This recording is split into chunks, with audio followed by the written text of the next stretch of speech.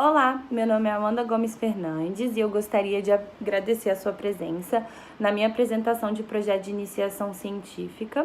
O nome do meu projeto é Panteão da Pátria, representação das heroínas brasileiras e justificativas das suas inscrições no livro de aço.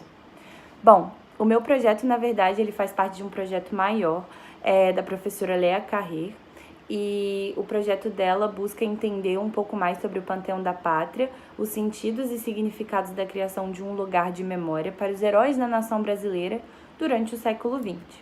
A metodologia foi feita através da análise dos projetos de lei e dos debates parlamentares em torno dos atuais nomes inscritos.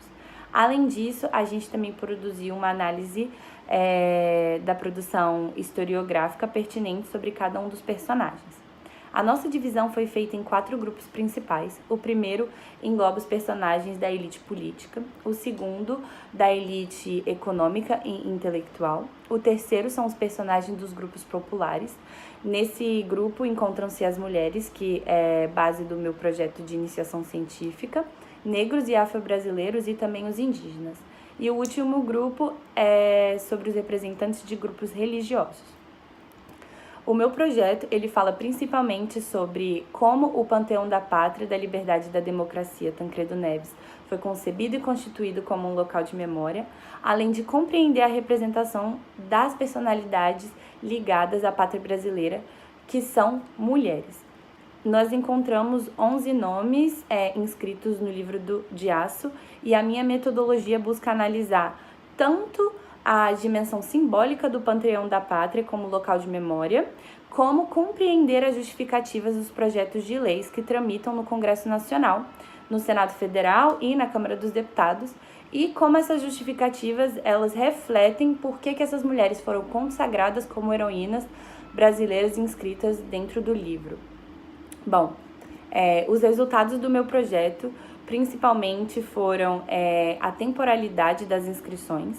Então, demorou muito para que as mulheres começassem a ter uma representação dentro do livro de aço, e, para ser muito sincera, o volume dessa representação ainda é muito baixo e não reflete a porcentagem de mulheres dentro da sociedade brasileira.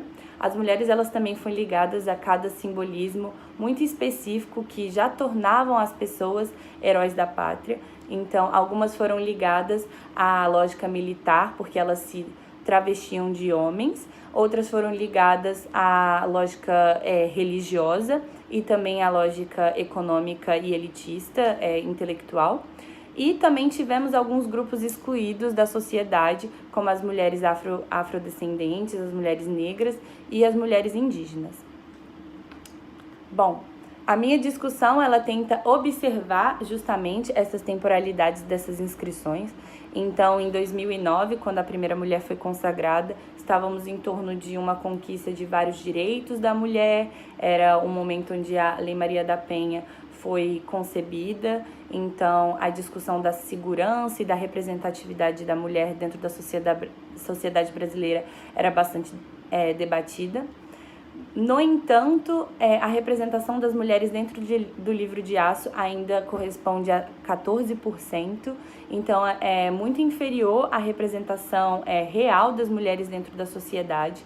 Além disso, os debates eles ficavam muito restritos ao Congresso Nacional, sem participação da população, sem participação de consultores históricos.